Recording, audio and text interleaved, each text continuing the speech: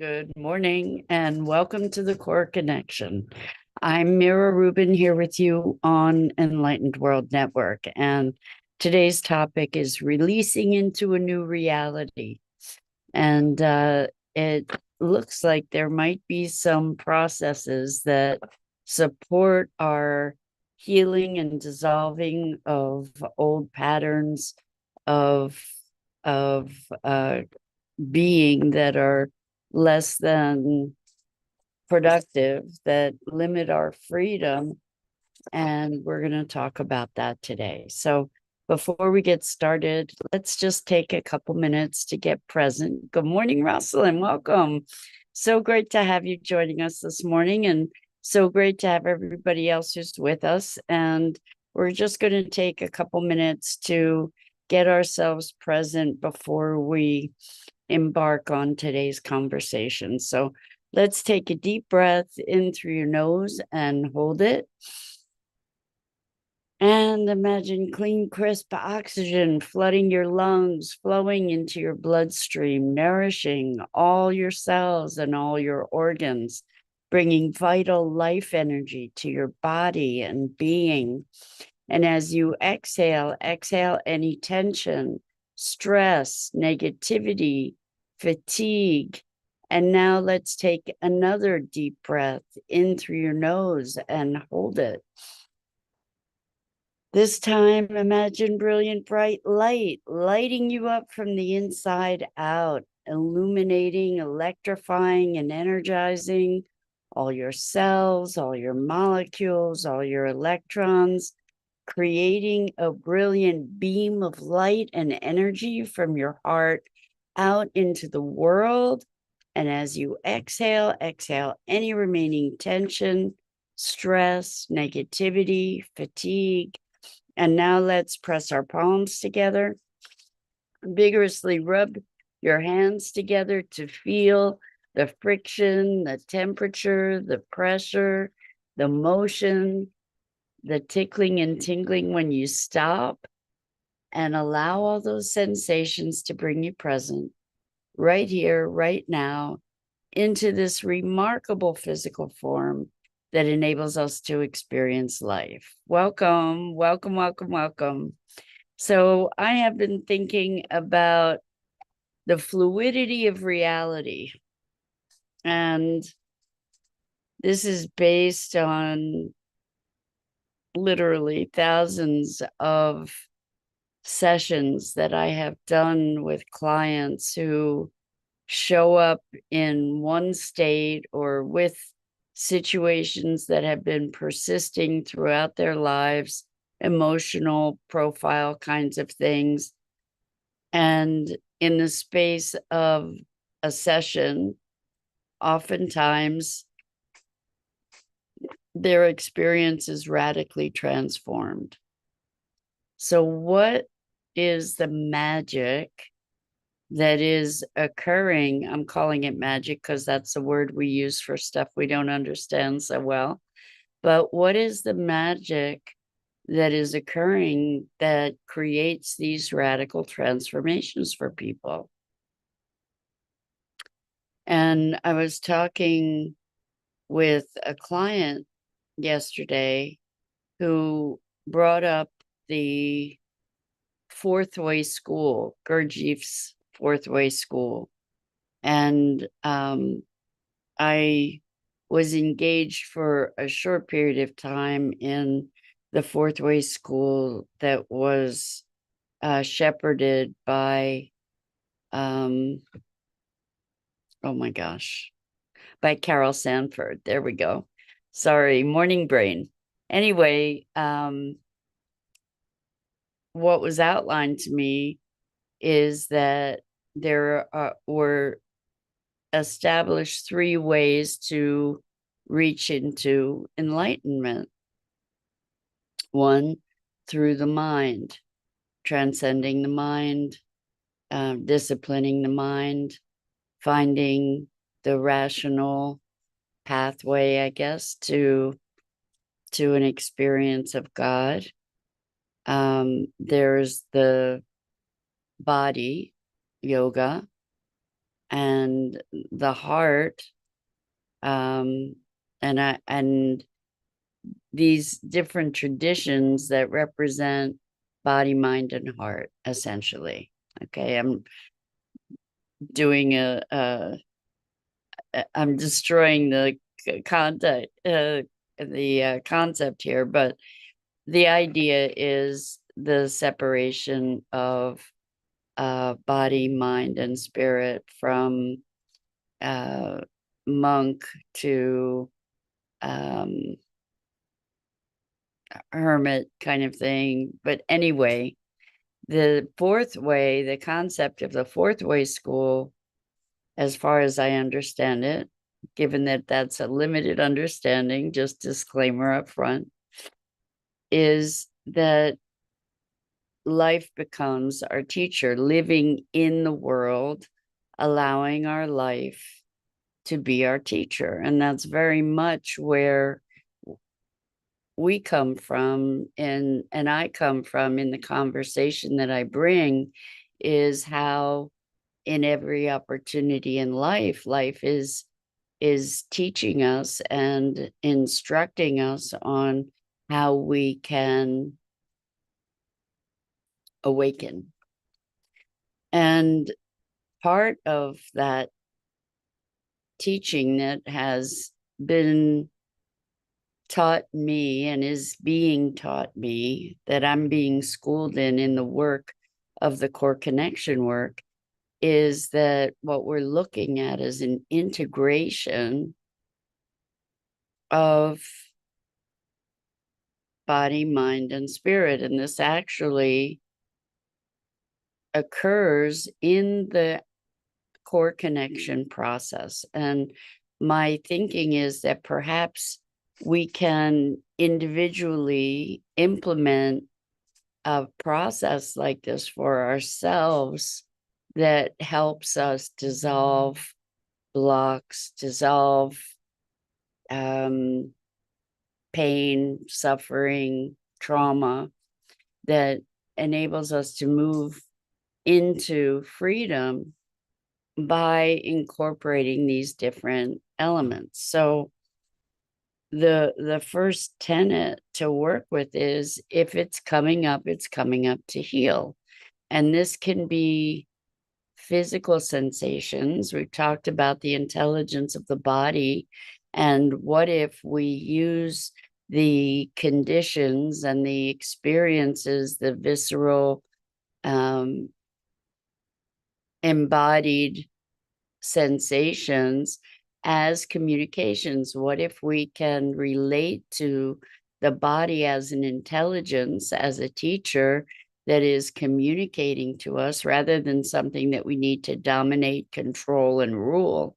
What if we can interact with the body as something that is one aspect or one dimension of intelligence that is contributing to our awakening, to our awareness, to our growth?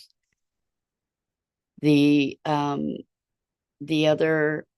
another aspect of this body, mind, spirit kind of thing, at least in the context that I work, is emotion. Again, if it's coming up to heal. If we get angry and we get reactive to something, that gives us an opportunity to look at whatever the trigger was, and to use that awareness of the trigger and of the emotion to be a catalyst for our own exploration and for our directed intention toward healing or dissolving those triggers. And lastly is the mind. So when the mind in the core connection process is kind of a free association connection with our other than conscious mind, that brings forward symbols and connections that don't necessarily make rational sense, or that we didn't even know the connections were existing for us, but creating symbols or recognizing symbols that get generated. So in the core connection process, we start with this free association. What's the first thing that comes to mind? And then what's the emotion associated with that? And where does that emotion reside in your body? And oftentimes, what comes up is, well, what's an age that comes to mind associated with that emotion? And in that, at that age, what comes to mind in terms of the circumstance? Where are you? What's going on? What's the feeling? What's happening there? And then it's often a question of, well, what does that earlier self need? So we've talked about how timelines are really not linear. Good morning, Dido. Welcome. So good to have you here this morning. So we're talking about releasing into a new reality, and how this process that we're talking about of engaging the multiple dimensions of being enables us to dissolve the triggers that are often the foundation of a context or a lens through which we view the world. That's an overlay on our essential being. That's kind of a programmatic overlay on our being.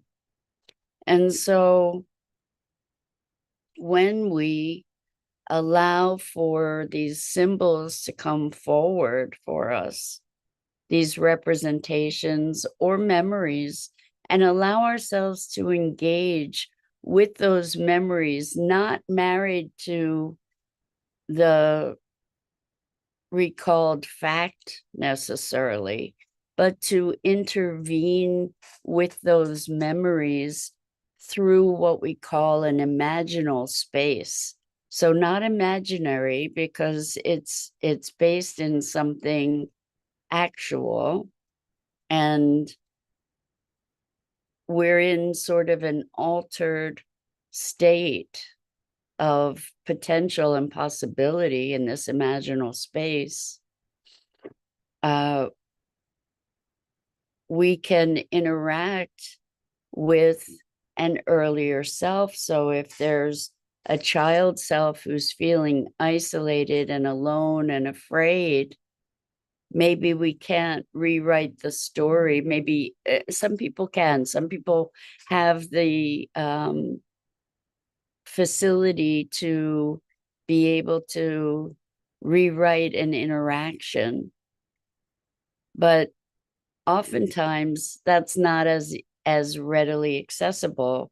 When I say rewrite an interaction, let's say there was an interaction with a parent in this imaginal space. Sometimes people have the ability to be in that space and say what they needed to say, or ask for what they needed at the time from a parent, for instance, or have a different interaction with the parent and allow that parent to show up differently than they did. Some people can do that, and sometimes they can't. So or they don't have as ready access to that. So what they can do instead, oftentimes, is to show up as their adult self, to provide the support and the compassion and the understanding that that child self needed at the time,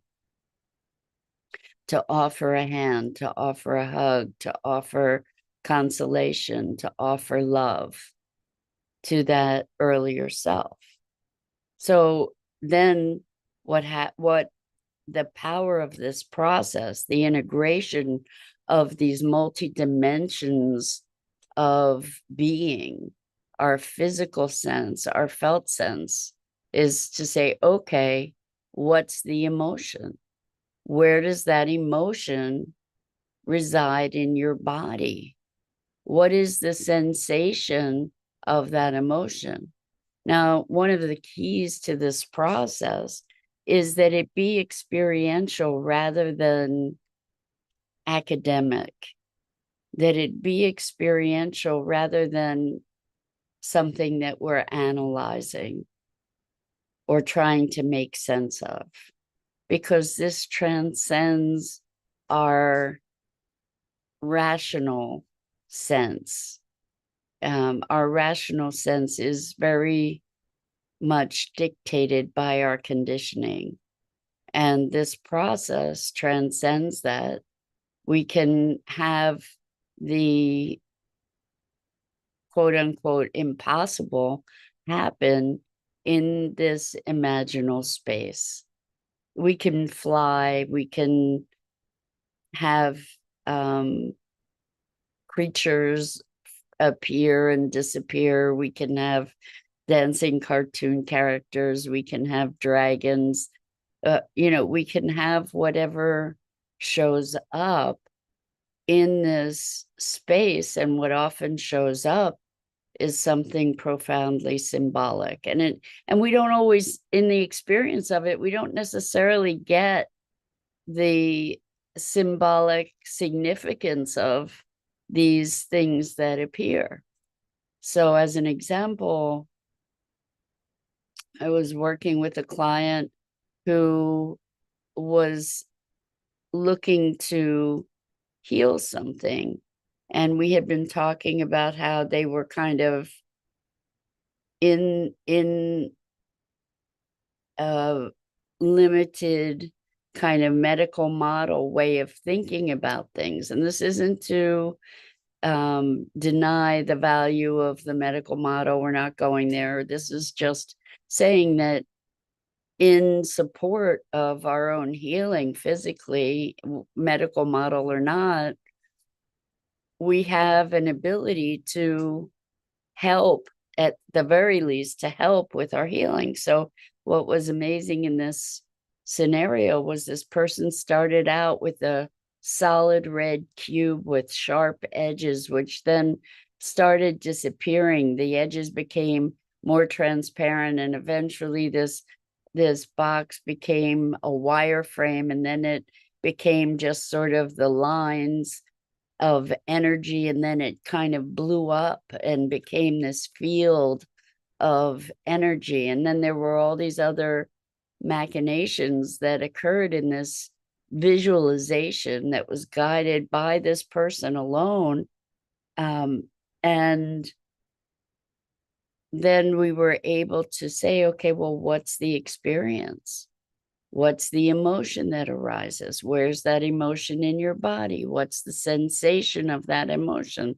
As you're present to that, what's changing about the imagery? What's changing about the emotion? And by engaging these multiple dimensions of being and allowing them to work their influence on each other without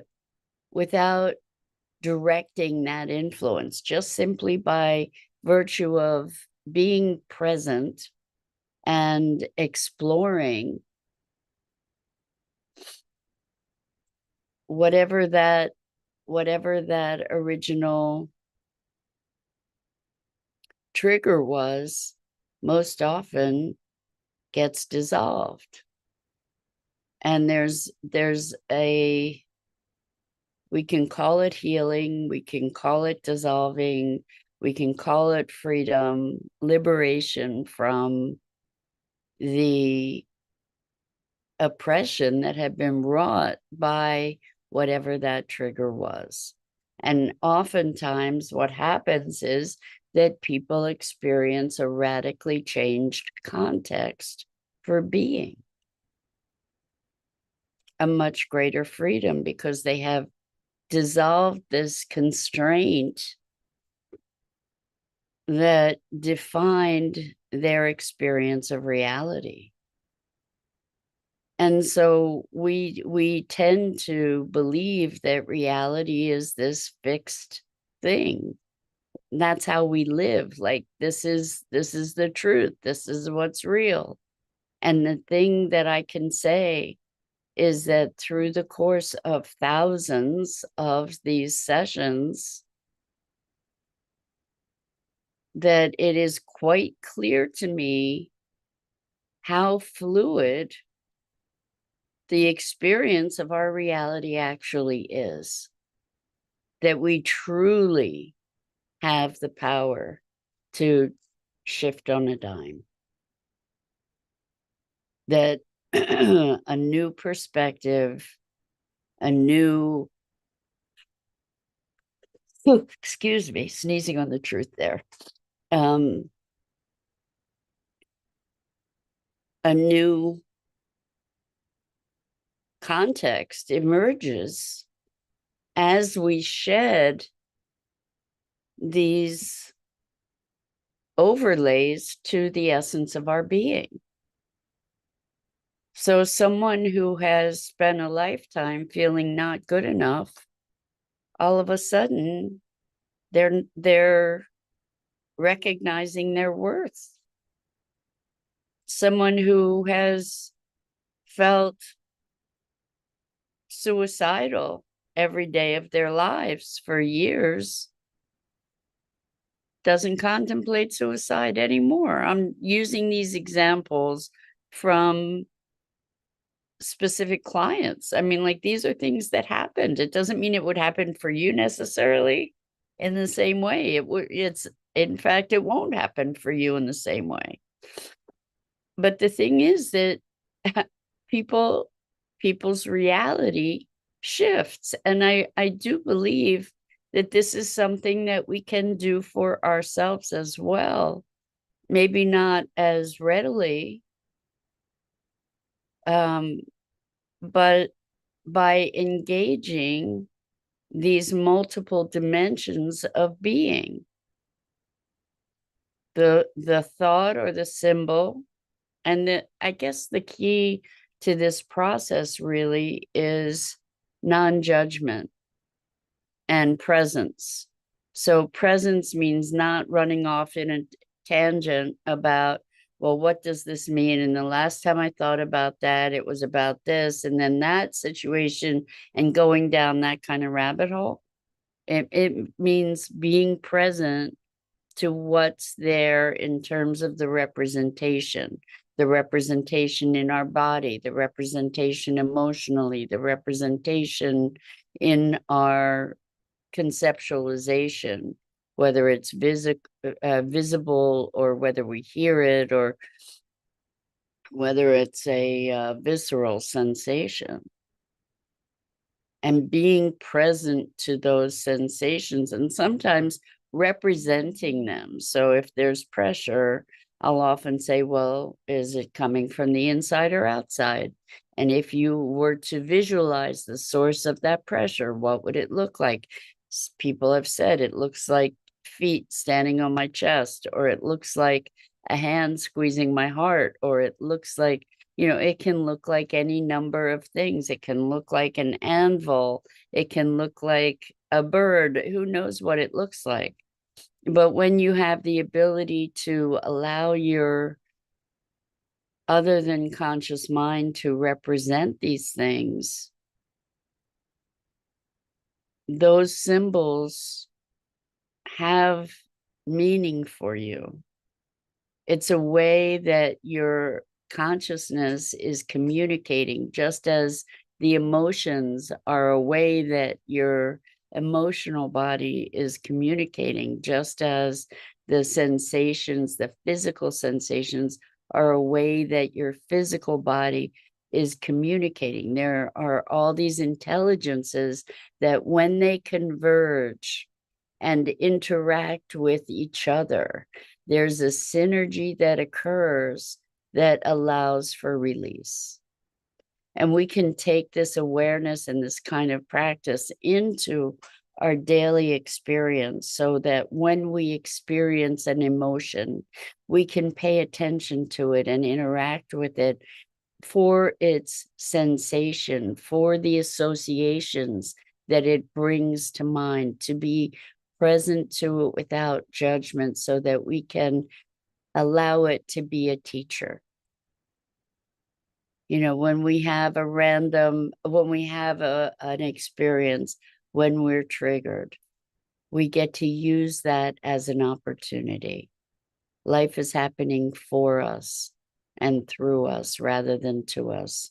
And when we allow ourselves to pay attention and use those signals and those symbols and those communications, they can lead us toward our greater and greater awakening. And so that's the experience that I'm aware of in terms of what might loosely be related, or maybe not so loosely related, to the fourth way school. It's what we're looking at is allowing life to truly be our teacher. So Rosalind says, great explanation of the process. Haven't heard it outlined in that way before. Thank you, Rosalind. I don't think I have outlined it that way before. And I think that it's really important for us to know that this is available. I think that, you know, I want to more clearly codify the process that I do because it's super powerful. So I invite you to try it, practice it. It's not something that necessarily comes easy at first, and to remind ourselves that emotion is energy and to allow that to move through as energy that we don't judge, that we don't shut down. So there are nuances, and I expect I'll be speaking more about this because I think it's really powerful, transformational magic that we have available to us. So that's it for today. I'm Mira Rubin. This is the Core Connection, and I go live here each weekday morning at 9 a.m. Eastern on the Enlightened World Network Facebook page and YouTube channel. And I invite you to like, follow, and share Enlightened World Network's Facebook page and YouTube channel, as well as me. And the links are in the description. As always, it is a pleasure and a privilege to spend this time with you exploring the nature and the experience of being human. So until next time.